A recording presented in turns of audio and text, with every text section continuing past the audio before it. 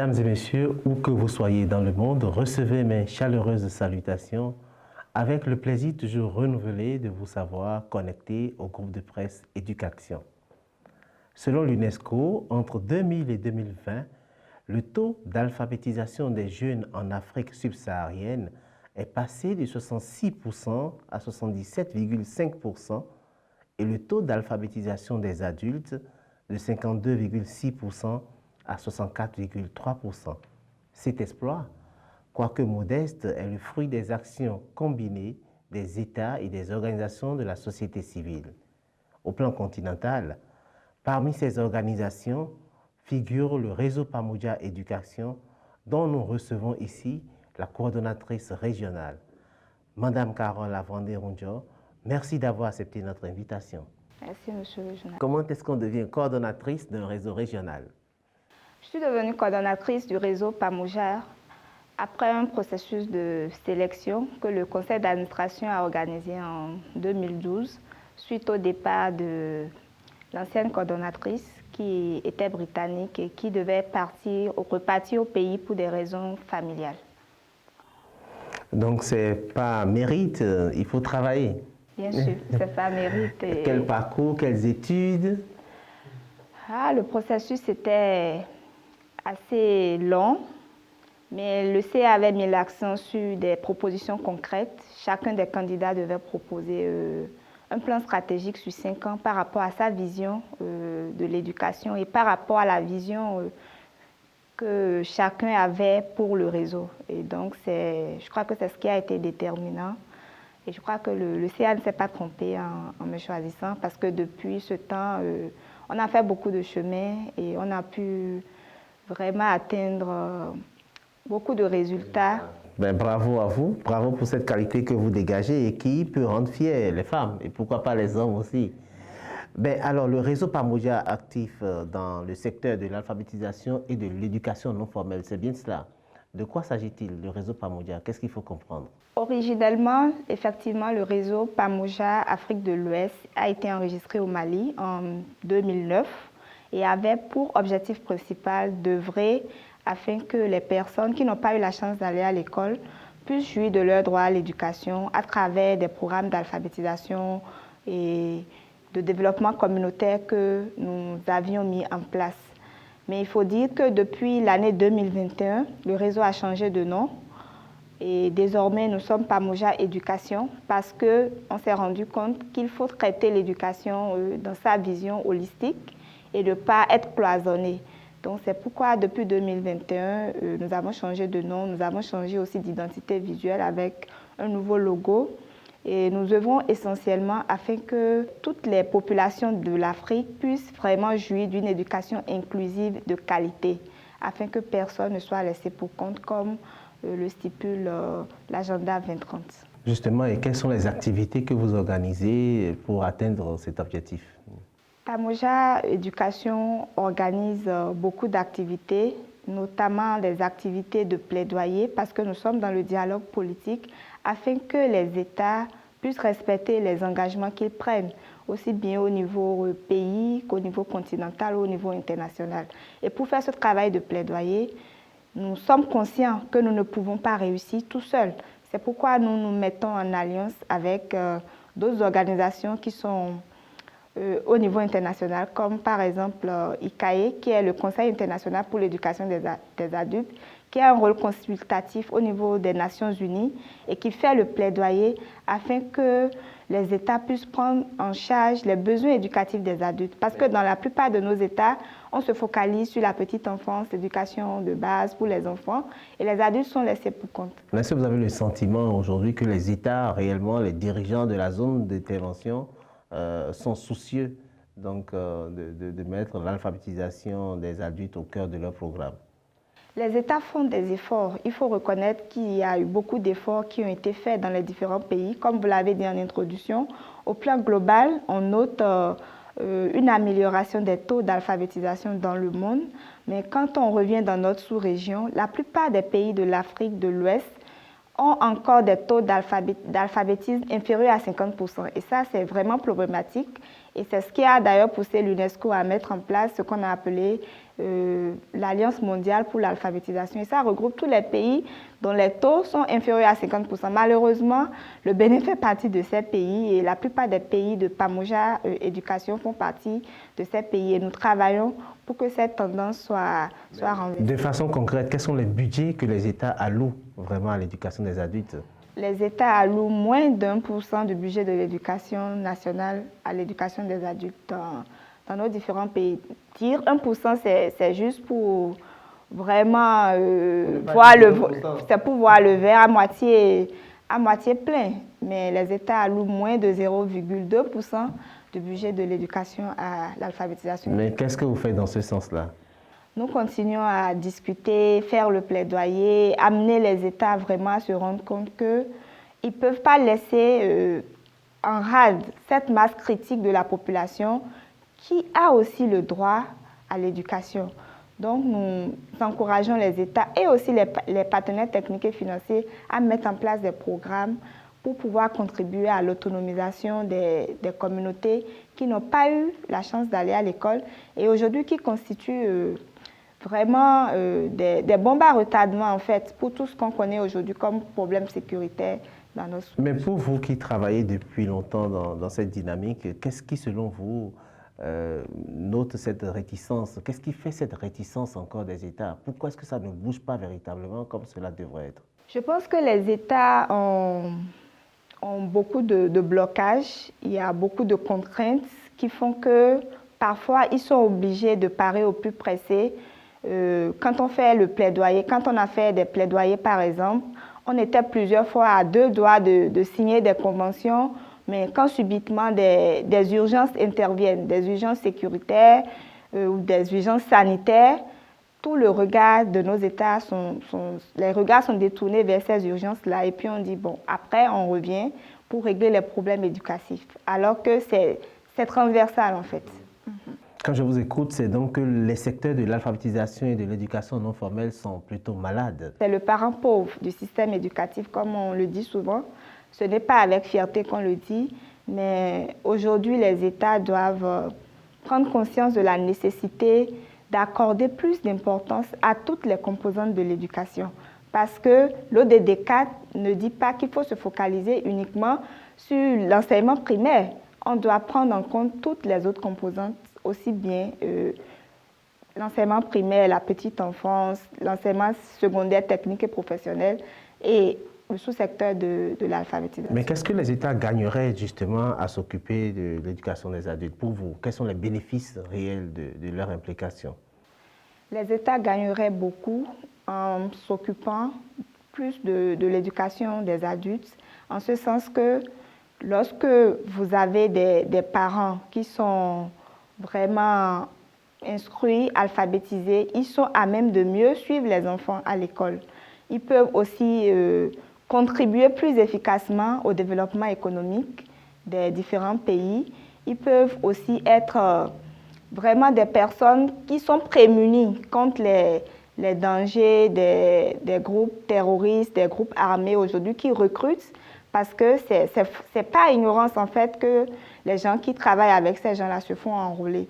Donc l'éducation est la clé pour que nous puissions avoir un monde plus juste, un monde plus paisible et un monde où chacun a vraiment l'opportunité de contribuer au développement de la cité. En 2009, les organisations comme ANCEFA, Pamoja Afrique de l'Ouest, Plateforme africaine pour l'éducation des adultes, Oxfam International et Action Aid ont publié un rapport qui indiquait que 65 millions de jeunes et d'adultes en Afrique de l'Ouest, soit plus de 40% de la population, ne savaient ni lire ni écrire. Et ce qui nous intéresse ici, c'est que parmi ces 65%, plus de 40 millions étaient des femmes. Qu'est-ce que vous faites réellement aujourd'hui en direction des femmes 15 ans après? Ça, c'est un vrai constat et c'est le lieu de saluer toutes les personnes qui ont travaillé par rapport à cette étude qui a été faite en 2009. Nous faisons beaucoup, nous prenons beaucoup d'initiatives. Dans la plupart de nos projets, en fait, les bénéficiaires sont à plus de 80% les femmes parce qu'on dit que l'analphabétisme a un visage féminin. Donc, du coup, systématiquement, dans la plupart des programmes, Parfois, vous allez dans des centres, vous avez peut-être 2 ou 3 hommes sur la trentaine de femmes qui est présente. Donc aujourd'hui, nous avons compris, en fait, le réseau Pamoja a compris dès la base qu'il ne faut pas juste aider les gens à savoir lire, écrire, il faut autonomiser les gens. Donc c'est pourquoi, à côté de tout programme d'alphabétisation qu'on met en place, il y a des programmes d'activités génératrices de revenus, des programmes qui aident les femmes en fait à savoir faire quelque chose ensemble et à pouvoir contribuer vraiment aux charges du ménage et à pouvoir aussi s'affirmer. Parce que savoir lire et écrire, c'est un fait, mais ça ne suffit pas. Il faut aller au-delà de cela. Alors, au titre de vos interventions, vous avez également le PRAC. Le PRAC, c'est le programme régional d'appui à la qualité de l'éducation. Alors, de quoi retourne exactement ce programme? En termes de défis que nous avons dans le domaine de l'éducation, c'est surtout la professionnalisation des acteurs. Et plusieurs études ont révélé que pour avoir une éducation de qualité, il faut que les enseignants, les facilitateurs, toutes les personnes qui interviennent puissent avoir une formation de bonne qualité. Donc, c'est ce constat qui a amené la coopération suisse et un certain nombre d'acteurs, comme les ministères en charge de l'éducation de 5 pays en Afrique, c'est-à-dire le Bénin, le Burkina, le Niger, le Mali et le Tchad. Ça les a amenés à mettre en place le PRAC, qui est le programme régional d'appui à la qualité de l'éducation. Et ce programme est structuré en 3 composantes. Nous avons la première composante qui est le master en conception et gestion des innovations pédagogiques. Et ce master est dédié à tous les cadres de ministères ou des organisations de la société civile qui ont une licence en éducation et qui veulent se perfectionner. Donc, ils s'inscrivent pour ce master qui est géré par l'université de Niamey à travers l'école normale supérieure à Boumouni. Et la deuxième composante du PRAC, on sait que tout le monde n'a pas la licence, tout le monde ne peut pas bénéficier d'un master. Donc, le PRAC a réfléchi à des programmes à la carte qu'on appelle formation continue en éducation. Donc, c'est 14 modules de formation thématiques qui ont été pensés, conçus et des formateurs ont été formés dans tous les pays, dans tous les 5 pays. Donc, tous les 5 pays disposent d'un pool de formateurs sur les 14 thématiques et les formations étaient centralisées à Niamey, à l'Institut de formation en alphabétisation et éducation non formelle. Mais avec les problèmes sécuritaires depuis 3 ans, les gens ont du mal à voyager pour aller à Niamey. Donc, le PRAC s'est réadapté et maintenant, ces formations sont dispensées dans les 5 pays. Au Bénin, nous avons déjà organisé 7 formations au cours de cette année 2024. Et les cadres des ministères en charge de l'éducation et des organisations de la société civile ont pu bénéficier de ces formations. Et c'est le lieu de saluer Éducation pour tout ce que vous faites pour que ces formations du PRAC soient visibles. Et en dehors des formations continues, la troisième composante du PRAC, c'est la composante plaidoyer communication que le réseau Pamoja gère. Et au travers de cette composante, nous faisons tout ce qui est en notre pouvoir pour que le programme soit connu, pour que les gens puissent être au parfum des différentes possibilités. Et ce programme nous permet aussi de renforcer le dialogue politique avec les États pour qu'ils puissent prendre des mesures nécessaires pour améliorer la qualité de l'éducation, mais aussi pour valoriser les différentes initiatives qui sont dans les pays en termes d'alternatives éducatives. Justement, parlant d'alternatives éducatives, quel est l'état des lieux aujourd'hui? Combien d'enfants sont à AD? Comment est-ce que vous arrivez donc à les réintégrer? Qu'est-ce qui existe sur le terrain de façon concrète? Dans la plupart des pays, des initiatives ont été mises en place, surtout par les organisations de la société civile et les partenaires techniques et financiers. Ça fait déjà au moins 10 ans que ces initiatives ont cours. Au Bénin, par exemple, je citerai le PAEFE, qui est une initiative qui a été mise en place, qui est soutenue par la coopération suisse et le ministère de l'Éducation, le membre. Mais il faut dire qu'il est temps maintenant que ces initiatives puissent passer à l'échelle parce que ces initiatives sont menées dans des contextes vraiment réduits. C'est des initiatives pilotes en fait. Mais est-ce que ce n'est pas contradictoire de vouloir passer ces initiatives à l'échelle, si tant est qu'on veut ramener tous les enfants à l'école? On essaie de ramener tous les enfants à l'école, mais la réalité est là, tous les enfants ne sont pas à l'école. Entre les statistiques officielles et la réalité sur le terrain, il y a un gap. Donc, les enfants qui sortent de l'école trop tôt, il faut bien qu'on les prenne en charge pour qu'après ne vienne pas grossir encore le nombre des analphabètes.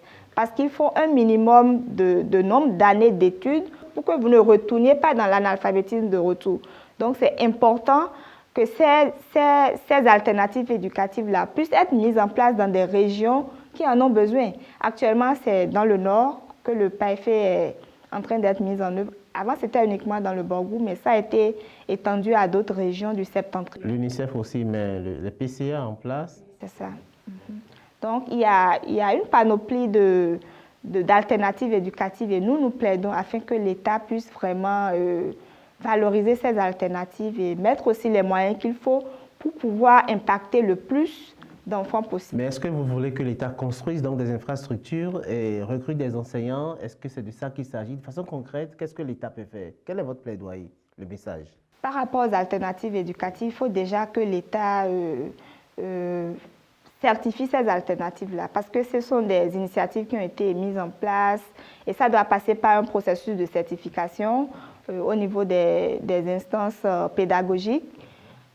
Si ce processus de certification vient à son terme, maintenant il faut faire la mise à l'échelle et la mise à l'échelle suppose évidemment qu'il faut recruter, former des enseignants qualifiés. Il y a plusieurs options. On peut prendre les enseignants qui sont là et les spécialiser dans ça ou bien recruter de nouvelles personnes et aussi mettre en place des espaces dédiés à ces espaces où les enfants sortis trop tôt de l'école peuvent se faire éduquer et rattraper leur retard.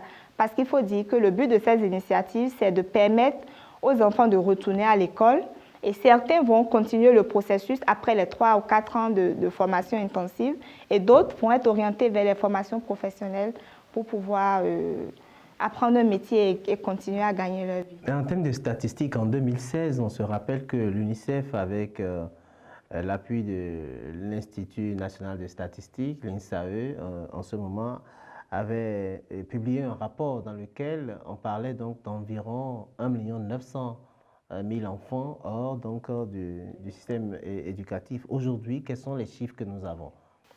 Je n'ai pas les chiffres exacts actuellement, mais il faut dire que la situation n'a pas plus évolué que ça.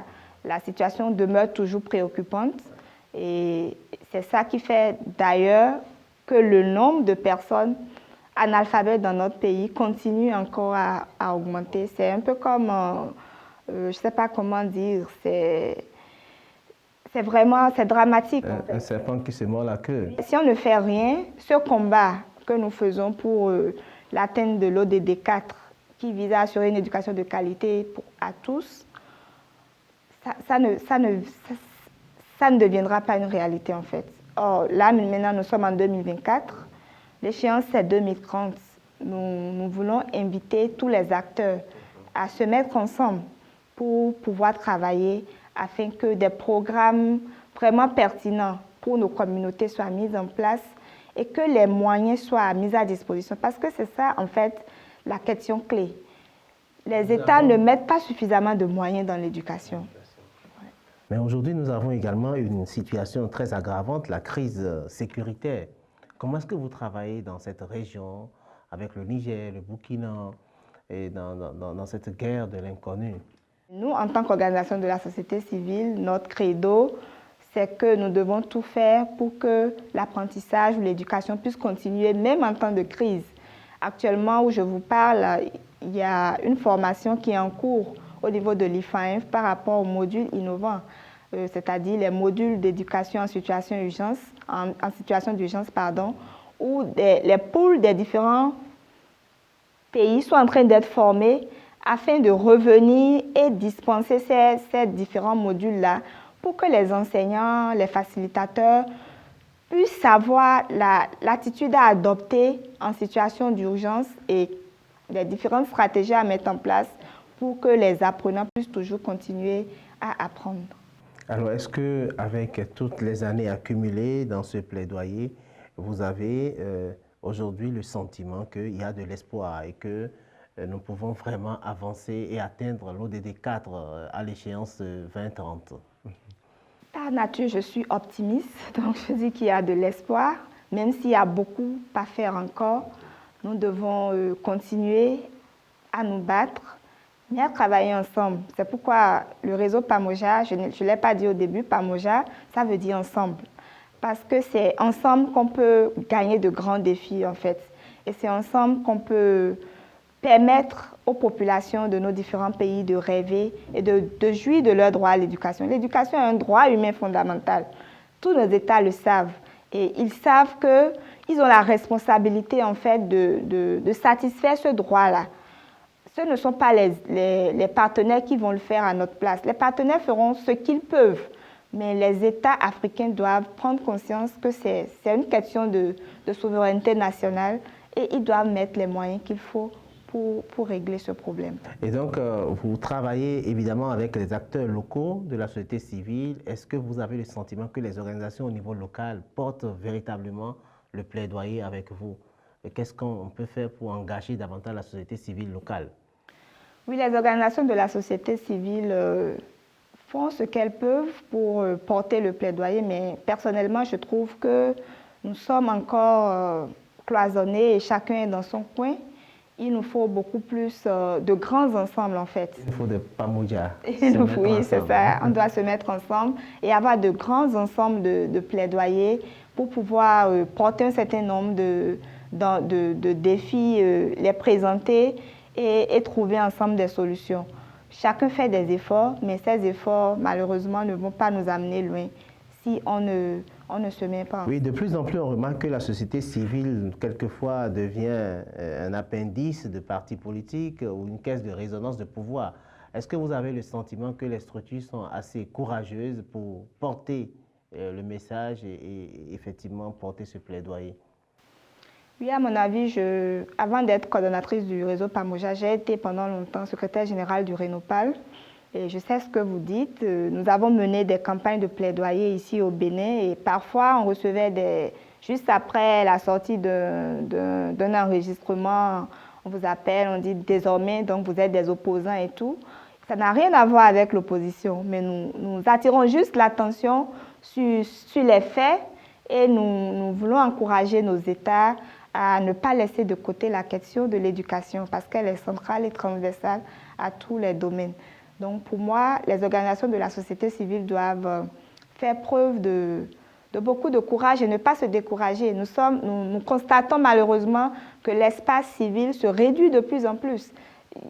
On n'a plus beaucoup de marge de manœuvre, mais nous ne devons pas nous décourager et baisser les mains. Et c'est justement pour ça qu'on doit se mettre ensemble pour être plus fort. Alors, quelles sont les perspectives de Pamoja Éducation pour l'Afrique de l'Ouest aujourd'hui? En termes de perspectives, nous allons continuer à mener le combat de l'éducation pour tous, l'éducation inclusive de qualité pour tous. Et nous avons, par exemple, cette année, adopté un nouveau plan stratégique 2024-2029, dont le titre est « Nouer des partenariats stratégiques pour la transformation de l'éducation ».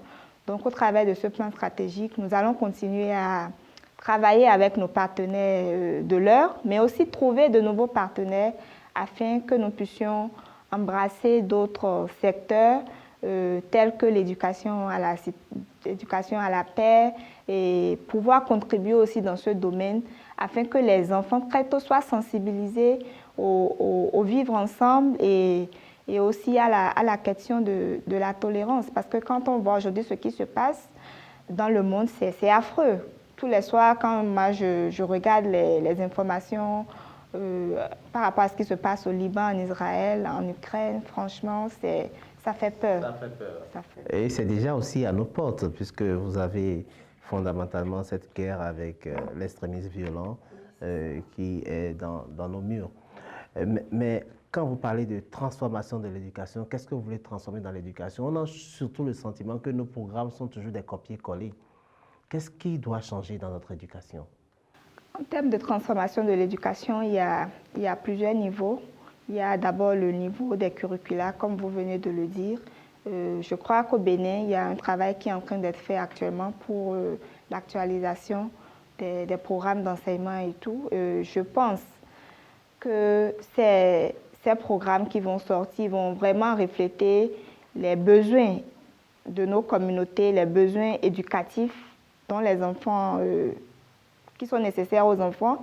Et ces programmes vont aussi permettre de former des personnes de type nouveau. Parce que avant l'émission, on en parlait. Aujourd'hui, les gens sont à la recherche du sensationnel. Les valeurs sont en perte de vitesse et on a vraiment besoin de redéfinir un cadre afin que les enfants, dès le bas âge, puissent être moulés aux valeurs qui sont fondamentales pour nous en tant qu'Africains. Nous sommes à 6 ans de l'échéance des ODD, de l'ODD 4 notamment.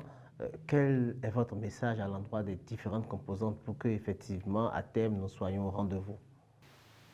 Pour que nous soyons au rendez-vous, je voudrais inviter toutes les parties prenantes à redoubler d'ardeur parce que nous sommes très loin du décompte.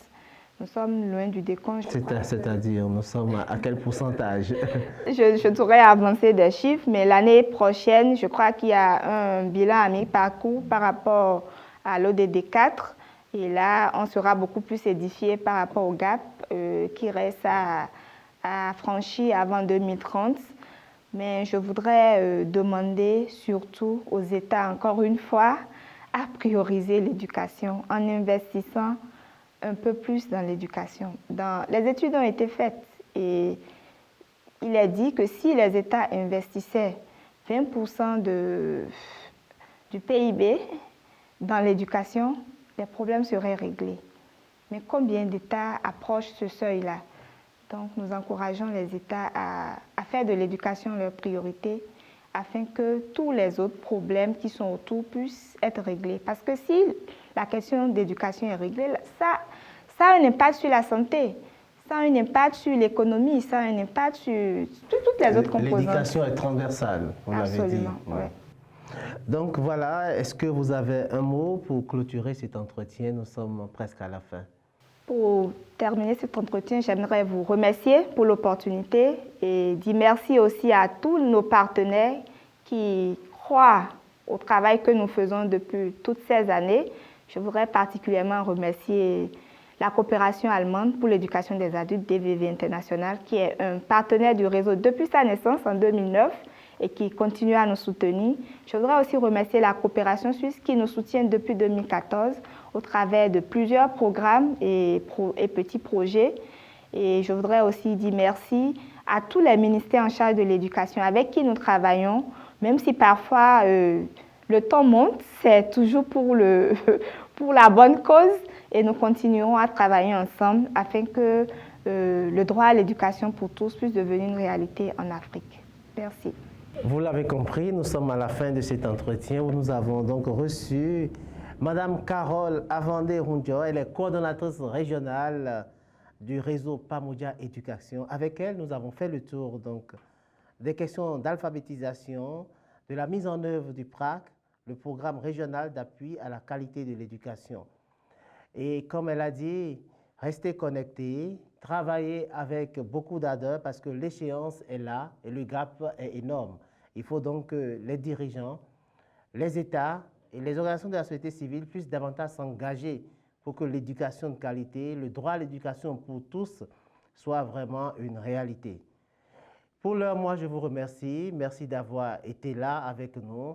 Gardez toujours la flamme allumée et quoi que vous fassiez, restez heureux. Je vous remercie.